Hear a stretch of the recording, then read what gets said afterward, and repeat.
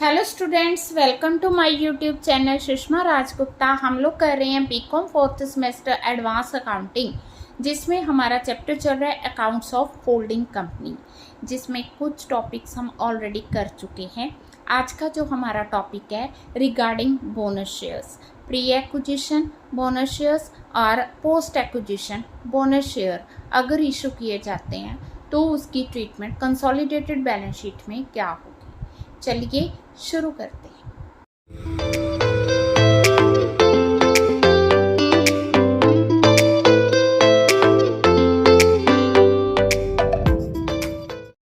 हाँ जी, सबसे पहले बोनस शेयर्स होते क्या हैं। बोनस शेयर्स वो शेयर्स है जो कि कंपनी तब इशू करती है जब कंपनी को एक्स्ट्रा प्रॉफिट्स होते हैं या कंपनी के पास सरप्लस में बैलेंस होता है, तो कंपनी उसको कैश में देने की बजाय शेयर्स के रूप में अपने शेयर होल्डर्स को डिस्ट्रीब्यूट करती है, तो उसे बोनस शेयर्स कहा जाता है।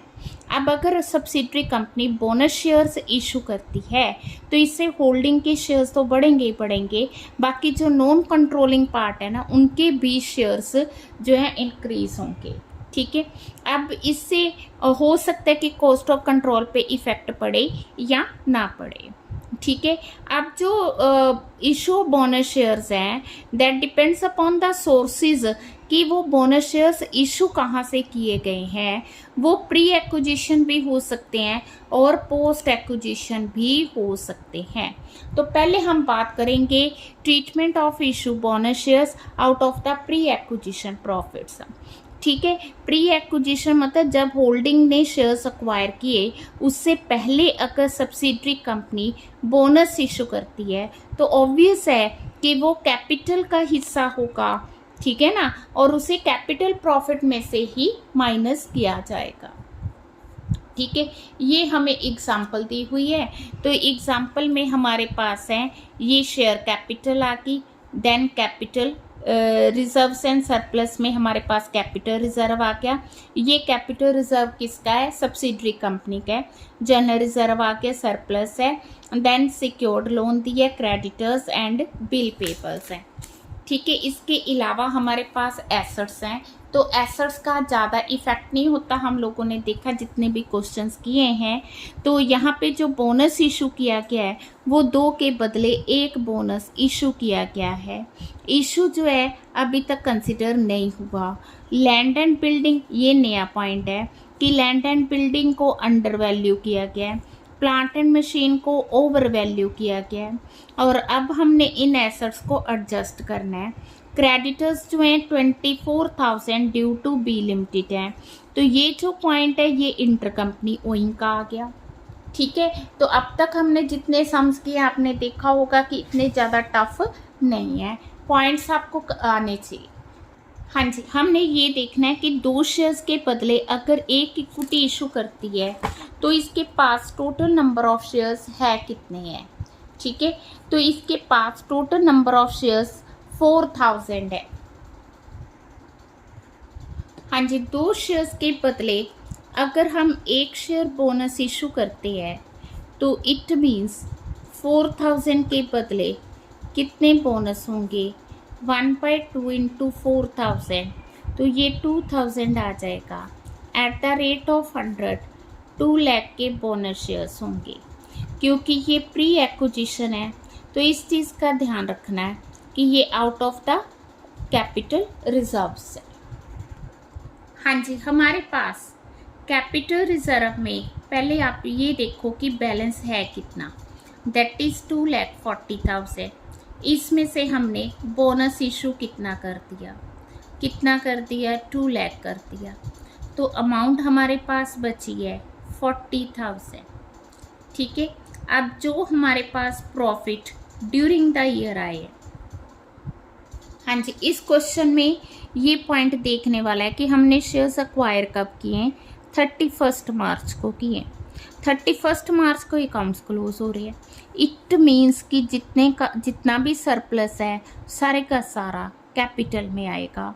ठीक है, क्लियर है, और ये कैपिटल रिजर्व तो आना ही है। ठीक है, अब प्रॉफिट ड्यूरिंग द ईयर हमारे पास कितनी अमाउंट आएगी? 72,000। Then profit on revaluation of land and building, वो अमाउंट आ गई हमारे पास 40,000। तो टोटल अमाउंट है 1,52,000। जैसे रिवैल्यूएशन पे प्रॉफिट हुआ है तो मशीन की रिवैल्यूएशन पे लॉस भी हुई है क्योंकि उसकी वैल्यू अंडर वैल्यू हुई है। ठीक है, तो हमारे पास कैपिटल प्रॉफिट आ गई 1,32,000। ठीक है जी। अब इसमें हमने होल्डिंग का शेयर लेना है। इसमें जो होल्डिंग का शेयर आया है वो 1,32,000 का 80% 1,05,600, और जो हमारे पास नॉन कंट्रोलिंग का शेयर आया है वो है 1,32,000 का 20%, इट इज़ 26,400। क्लियर है। सेकंड हमने कैलकुलेट करना होता है कॉस्ट ऑफ कंट्रोल। जब हमने कॉस्ट ऑफ कंट्रोल फाइंड करनी है तो सबसे पहले हम लोग क्या लेते हैं, हम लोग लेते हैं कॉस्ट ऑफ इन्वेस्टमेंट। ठीक है, देखो बोनस से क्या इफेक्ट पड़ा। एक हम यहाँ पे माइनस करते हैं पेड अप कैपिटल, तो पेड अप कैपिटल है हमारे पास 3,20,000। ठीक है जी। Share of capital profit, capital profit का हिस्सा हमारे पास आ गया 1,05,600। अब और क्या नई बात आ गई, बोनस का शेयर, बोनस का होल्डिंग का हिस्सा कितना है, तो 2 लाख थे ना बोनस इशू किए, 2 लाख का 80% इट इज़ 1,60,000। ठीक है, तो ये टोटल आ गया 5,85,600। तो हमने पे करनी थी इतनी अमाउंट, हम पे कर रहे हैं ज़्यादा। ये जो डिफरेंस आया ना, इट इज़ कॉल्ड गुडविल। ठीक है, क्लियर है। देन हमारे पास आएगा अब रेवेन्यू, वो सरप्लस का शेयर कैलकुलेट करने की ज़रूरत ही नहीं है because there is no revenue profits. ठीक है जी, वो होल्डिंग के अपने जो प्रॉफिट्स हैं वो हैं, सब्सिडरी के नहीं है। ठीक है, calculation of non controlling, non controlling का अगर हमने शेयर फाइंड करना है तो कैसे करेंगे। हाँ जी, पहले हम उसकी फेस वैल्यू लेंगे। फेस वैल्यू आ गई हमारे पास 80,000 प्लस हम कैपिटल प्रॉफिट का हिस्सा लेंगे। तो कैपिटल प्रॉफिट का हमने अभी हिस्सा लिया था 26,400 प्लस बोनस शेयर्स का शेयर लेंगे। बोनस शेयर्स 2 लाख के, तो इसका शेयर आ गया 20%, तो ये आ गया 40,000, टोटल आ गया 1,46,400। क्लियर है जी, तो ये आ गया टोटल शेयर। हाँ जी, अब हम बनाएंगे कंसोलिडेटेड बैलेंस शीट। तो जब हमने कंसोलिडेटेड बैलेंस शीट तैयार करनी है तो हमने सबसे पहले क्या लेना है, शेयर कैपिटल। शेयर कैपिटल हमारे पास आएगी अमाउंट 10 लाख रुपीज़। ठीक है जी, 10 लाख आ गई। देन सेकेंड स्टेप आएगा हमारा क्या, रिजर्व्स एंड सरप्लस। तो रिजर्व्स एंड सरप्लस में आ गया हमारे पास 5 लाख।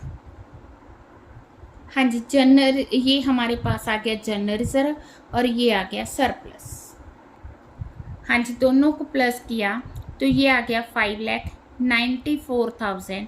ये आपने अलग से नोट्स में दोनों को प्लस करके दिखाना है। देन हम लोग लेते हैं नॉन कंट्रोलिंग इंटरेस्ट, वही आएगा जो अभी हमने कैलकुलेट किया है। कितनी अमाउंट कैलकुलेट की है, 1,46,400। ठीक है जी। देन हम लोग लेते हैं लॉन्ग टर्म बोरविंग्स, अगर हमें दी हुई है तो। ठीक है, देखिए हमें दिए हैं कि नहीं। ये सिक्योर्ड लोन हमें दिया हुआ है 1,60,000 का। इसके बाद आएंगी करंट लाइबिलिटीज।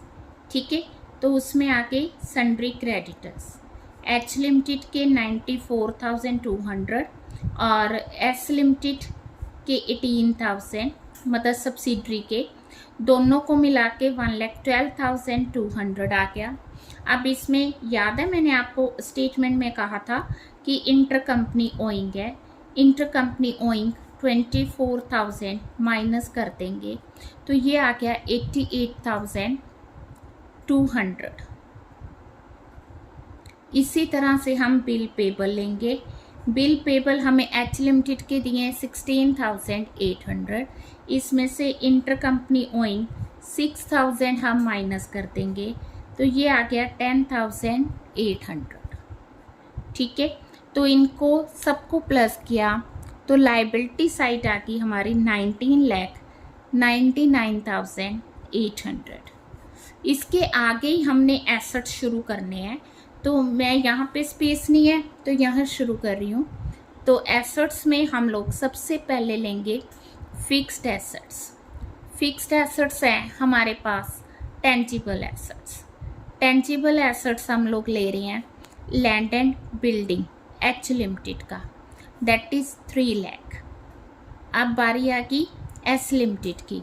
एस लिमिटेड का क्या हुआ, जो लैंड एंड बिल्डिंग थी ना उसकी वैल्यू राइज होगी, वो अंडर वैल्यू थी। कितनी होगी, 4 लाख। इसी तरह प्लांट एंड मशीन की बात करेंगे तो एच लिमिटेड की 4,80,000 और एस लिमिटेड की आ गई 2,18,800 माइनस 20,000 1,98,800। दोनों को प्लस किया, ये प्लस किया 7 लाख आ गया, इसको प्लस किया 6,78,800 आ गया। ठीक है जी। अब बारी आ गई इंटेंजिबल एसेट्स की। तो इंटेंजिबल एसेट्स में हमारे पास आ गया 94,400। ठीक है, देन हम बात करेंगे करंट एसेट्स की। करंट एसेट्स है हमारे पास सबसे पहले, हाँ जी, इन्वेंट्री एच लिमिटेड की, देन एस लिमिटेड की, दोनों को प्लस कर दिया। डेटर्स दिए एच लिमिटेड के, देन दिए हमें एस लिमिटेड के, दोनों को ऐड किया। और इसमें जो इंटर कंपनी ओइंग यहाँ पे थी ना, लाइबिलिटी साइड हमने इंटर कंपनी ओइंग ली है, उसको क्रेडिटर्स में से माइनस किया है, तो इधर डेटर्स में से माइनस होगा। ठीक है, इसी तरह से हमें रिसीवेबल्स दिए 31,600, तो ये जो इंटर कंपनी ओइंग है ना, रिसीवेबल्स और पेबल्स, इसको माइनस कर देंगे, तो ये आ गया 25,600। ठीक है जी। देन हमें कैश दे दिया, कैश गिवन है 29,000 plus 16,000, it is equal to 45,000। तो अगर आपको बाकी सारा होल्डिंग समझ आ गया तो देखा जाए तो इसमें कोई ज़्यादा टिपिकल पॉइंट नहीं है। जस्ट हमने जितने बोनस इशू किए हैं उनको हमने क्या किया, उनको एक तो हमने कैपिटल प्रॉफिट में से माइनस कर दिया। ठीक है जी। दूसरा हमने इसी 2 लाख को मतलब कि दोनों में ऐड कर दिया। पहली बार तो हमने इसमें 160 ऐड कर दिया, 40 इसमें ऐड कर दिया, 2 लाख यहाँ से माइनस कर दिया। तो ये ट्रीटमेंट है अगर प्री एक्विजिशन है। नेक्स्ट क्वेश्चन है कि bonus shares from post acquisition profit, मतलब जब होल्डिंग ने शेयर्स अक्वायर कर लिए उसके बाद सब्सिडरी जो है बोनस इशू कर रही है, तो कैसे ट्रीट करेंगे। अब ये जो अकाउंट्स क्लोज हो रहे हैं 31 मार्च 2020 को हो रहे हैं, और जो शेयर्स अक्वायर किए हैं वो 31 मार्च 19 को किए, मीन्स ये बिगिनिंग ऑफ द ईयर किए हैं। कितने शेयर्स अक्वायर किए, 20,000 आउट ऑफ द 25,000, कितने हो गए, 4/5। पॉइंट क्लियर है। तो ये हमें शेयर कैपिटल दी है, रिजर्व सरप्लस हो गया। ठीक है जी। 20,000 शेयर्स की कॉस्ट दी है एस लिमिटेड के पास। ठीक है, कब, in the beginning of the year 5 lakh reserves में पड़े हैं, 2 लाख सरप्लस में पड़े हैं। और दूसरा पॉइंट, 5 के बदले 1 बोनस शेयर्स हो रहा है, वो भी पोस्ट। 5 के बदले 1 शेयर इशू किया जा रहा है, 5 के बदले 1 बोनस है, तो 25,000 के बदले कितने बोनस होंगे, 1/5 इंटू 25,000, तो वो होंगे 5,000 एट द रेट ऑफ 100, कितने के हो गए, 5 लाख के। हाँ जी, सबसे पहले हमने उसी तरह से क्या करना है, कैपिटल प्रॉफिट कैलकुलेट करना है। ठीक है, तो कैपिटल प्रॉफिट के लिए सबसे पहले हमारे पास रिजर्व्स कितने हैं, 5 लाख के, और सरप्लस में हमारे पास कितनी अमाउंट है, सरप्लस क्वेश्चन में दिया हुआ है 2 lakh rupees. Total capital profit आ गए 7 लाख रुपीज़। इसमें होल्डिंग का शेयर ले लो एंड नॉन कंट्रोलिंग का ले लो, ठीक है ना। क्यों, देखो होल्डिंग का शेयर है इसका 4/5, ठीक है, that is equal to 5,60,000। 7 lakh का 4/5, इसका शेयर आ गया 1/5, कितना आ गया 1,40,000 शेयर्स, ठीक है। अब इसमें हमने बोनस का कुछ नहीं किया क्योंकि वो जो थे पोस्ट एक्विजिशन थे, ठीक है। अगला स्टेप है हमारा कैलकुलेट करने का, क्या, रेवेन्यू प्रॉफिट्स।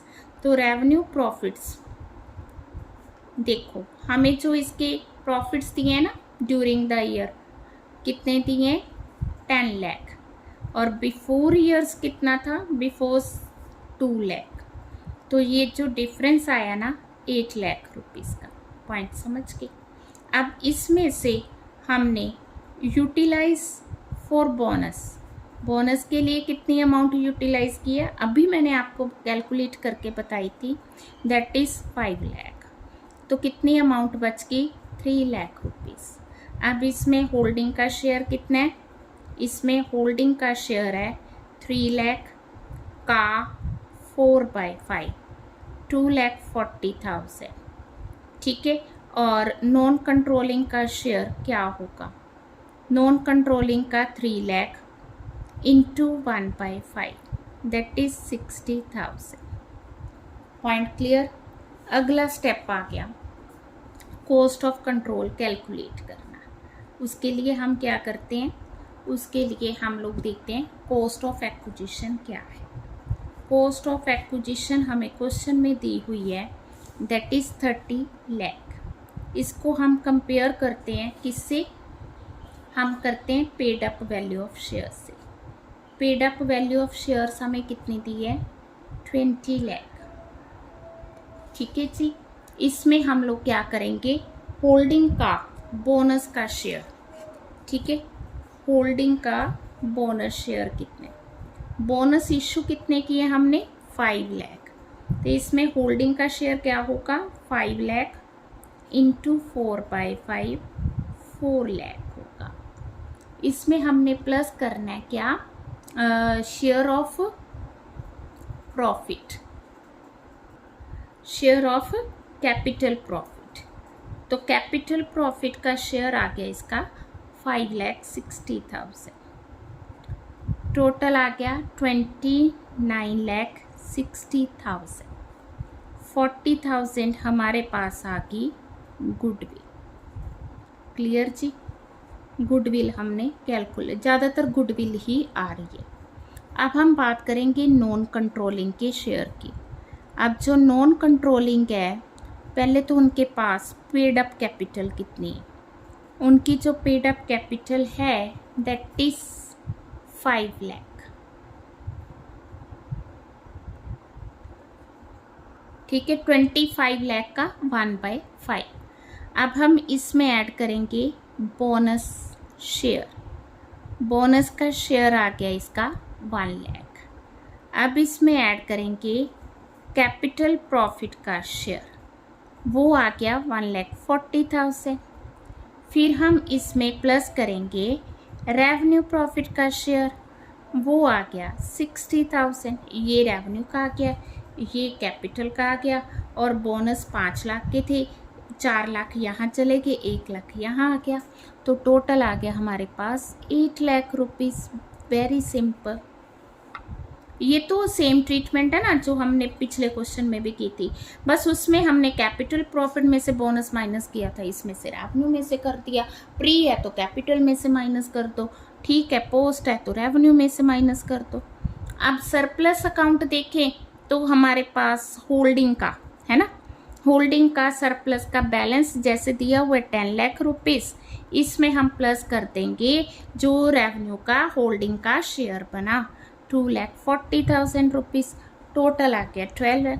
मेन तो कैलकुलेशंस है, उसके बाद इसी, हाँ जी, सबसे पहले हमने लेनी है शेयर कैपिटल। शेयर कैपिटल हमें दी हुई है 80 लाख रुपीज़, सब्सिडरी की तो लेनी नहीं है। देन आ गया reserves and surplus. Reserves and surplus में हाँ जी, रिजर्व्स दी हैं 30 लाख रुपीज़ और सरप्लस हमने अभी कैलकुलेट किया कितना 12,40,000 रुपीज़। ठीक है जी, टोटल हो गया 42,40,000 रुपीज़। देन हम लोग लेते हैं नॉन कंट्रोलिंग का शेयर। जब आपने पेपर करना है ना तो प्रॉपर लिखना है। ठीक है, यहाँ पे कंसोलिडेटेड बैलेंस शीट, ठीक है, कंसोलिडेटेड बैलेंस शीट, मैं तो टाइम सेव करने के लिए इसे स्किप कर देती हूँ। नॉन कंट्रोलिंग आ गया 8 लाख। ठीक है जी, देन आ गई करंट लायबिलिटीज, तो उसमें सबसे पहले आ गया ट्रेड पेबल्स। ट्रेड पेबल्स में आ गया H limited 20 lakh rupees, S limited 5 lakh rupees, total आ गया 25 लाख इक्वल टू 1,55,40,000। अब हम बात करेंगे एसेट्स की, तो एसेट्स में हमारे पास हैं टेंजिबल एसेट्स। टेंजिबल एसेट्स दिए हुए हैं 95 लाख। ठीक है जी, देन इनटेंजिबल एसेट्स, इनटेंजिबल है हमारे पास 40,000। देन आगे करंट एसेट्स, तो करंट एसेट्स में आ गया H limited, S limited. H limited आ गया 40 लाख, एस लिमिटेड आ गया 20 लाख, टोटल आ गया 60 lakh. It is equal to 1,55,40,000। Done. तो आज हमने वीडियोस में की है प्री एक्विजिशन बोनस और पोस्ट एक्विजिशन बोनस की ट्रीटमेंट कैसे होगी। वीडियो अच्छी लगी वीडियो को लाइक करें, चैनल को अभी तक नहीं सब्सक्राइब किया ज़रूर सब्सक्राइब करें और ज़्यादा से ज़्यादा वीडियोस को शेयर करें और पेपर नज़दीक है, प्रैक्टिस ज़्यादा से ज़्यादा करें। थैंक यू हमेशा।